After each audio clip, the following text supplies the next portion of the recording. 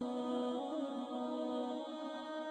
یو خور تپوس کړی دی چې کله زما ماشومانه نه پرنجي وکړي نو زه د هغوی د طرف نه الحمدلله وایم. دا به جایز یې و که نه به یې؟ څومره ښکلی سوال یې کړی چې د دې د څه ذهن ته دی نه عام کورونو کې دغه یي چې کله ماشومه پرنجي وکړي نو الحمدلله څوک ووایي مور وایي په شرط د دې که مور وي د خبرې هله دینداره مور. نور خو داسې دي چې سپینګیري به یې زموږ دا خلک پرنجی به وکړي خو الحمدلله دله نه وایي. او دا خبره یاده ساتئ. ګورئ اوس خو الحمدلله حالات ډېر ښه شو. اوس دینداري راغله. ګورئ موږ که د خپلو مشرانو صفت کوو د هغوی د دور نو د بعضو خبرو صفت به کوي چې امن و محبت و وفاداري وه بس. خو په دې باب کې ته د مشرانو صفت نشي کولی چې دینداري وه. دا خبره زما غلطه که صحیح ده؟ دینداري اوس ډېره شوه. والله العظیم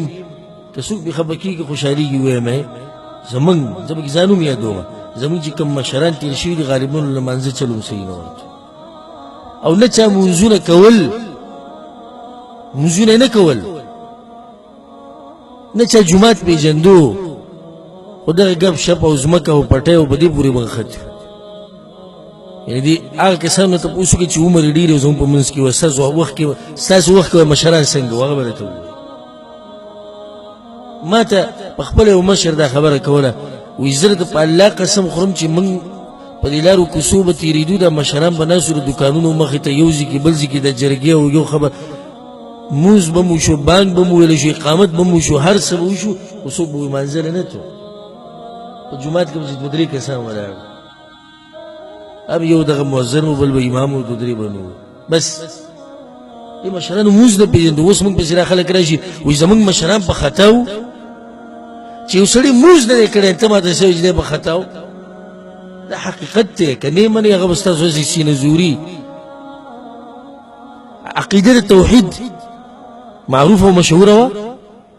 قبرونه قبر پرستي وه که نه وه؟ تعویزونه باباګان دا قصې وې که نه وې؟ ټولې دغه قصې چې دغه اوس الحمدلله دینداري ډېره شو. اگر که بعض ښه صفات په مشرانو کې اوس نشتي په کشرانو کې خو اهمه مسله دینداري اوس په دې کشرانو کې په نسبت د مشرانو څه ده ډېره ده. الحمدلله خلکو دین وپېژندو خلکو عقیده وپېژنده نو یو برکت پکې ګورئ د دې سعودي عرب دی چې زموږ دا خلک دلته مسافرو راشي نو دا یو څو ټکي دا خبره مې دې پورې راواغسته دا یو څو ټکي زده کړي الحمدلله ماشاءالله السلام علیکم سبحان الله دا یو څو ټکي ګوره موږ دلته داسې ډېر زده کړي دي. کلي ته لاړ شي دا ټکي بېچاره خولې نه وام نه اوري څنګه یې لګا بس ژوند دی روان دی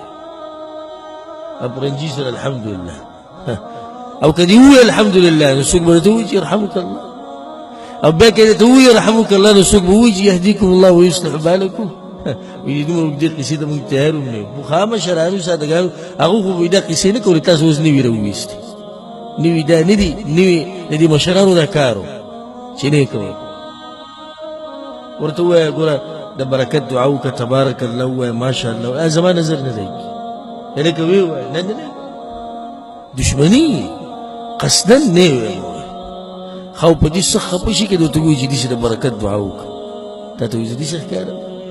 داسې ښکاري نه راشه واقعیت ته بیان کوم چې ګاډی به موږ دوه ټوکړې کړی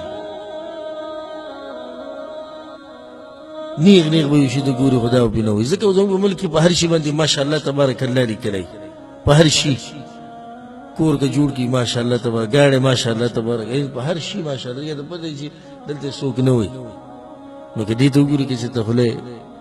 کولاو شي نو دې خور چې دا تپوس کړی دی دا تپوس د هغه زنانه چې هغه دینداره وي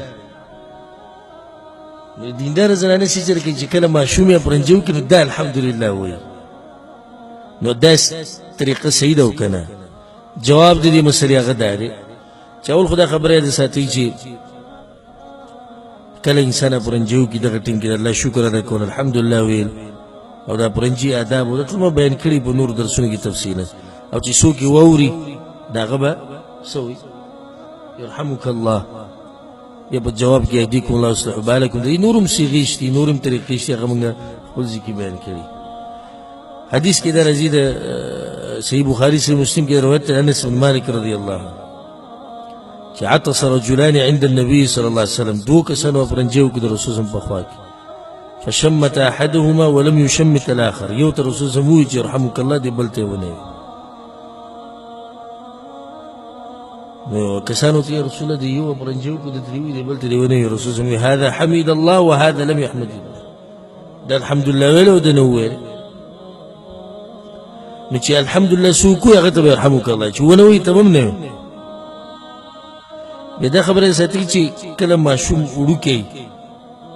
او هغه عمر ته نه رسیدلی چې الحمدلله ټکی زده کی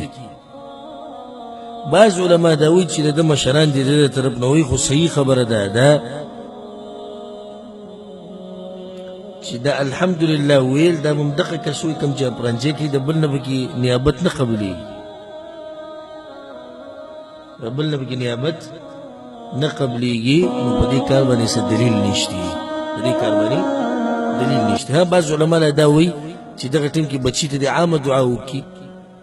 چې الله یې ته کې برکت واچي الله دې پوهه کو دې ښایسته دعاګانې خو دې چې هغه پرنجې وکړي د هغه د طرف نه مور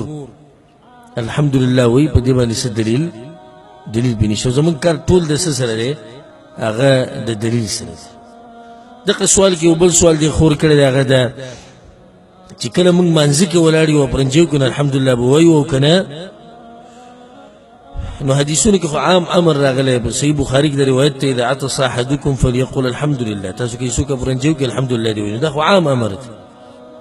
او بیا د رفاع ابن رافع روایت ته چې صلیت خلف النبي صلی الله علیه وسلم امام ترمذی امام ابو داود امام نسائی دا روایت راوړی وایي ما په رسول الله په شاته مونځ وکړو نو پرنجې مې وکړو نو ما دا وایي چې الحمدلله حمدا كثيرا طيبا مباركا فيه دی په کوم ځای کې وایي مانځه کې وایي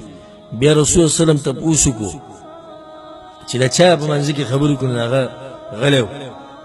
څه ونه وایي چې رسول الله غوسه دی په دویم پیر رسول بیا تپوس وکړو په دریم پیر بیا تپوس وکړو هغه یا رسول الله ما خبرې وکړې رسول مې تاسو وایي هغه بیا هغه دعا وایي نو رسول صلی الله علیه وسلم په الله مې د قسمې څه د پاسه 10 ملائک د یو بل نه مخکې کېدو یو وایي د عمل به زه اسمان ته خېږم بل وایي زه به خېږم دا دعا د الله دومره خوښه شو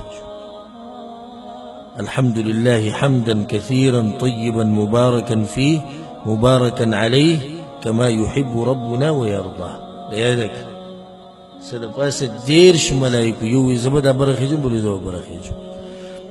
نو الحمد لله وبمنځ کې وي خو دې چې نور به تنگ نه کې خدای ته جواب بنور کې په منځ کې به جواب دا بنور کې که حدیث امام مسلم او امام ابو داود راوړي هغه کې چې کله صحابي پرنجې وکړو او قبل وته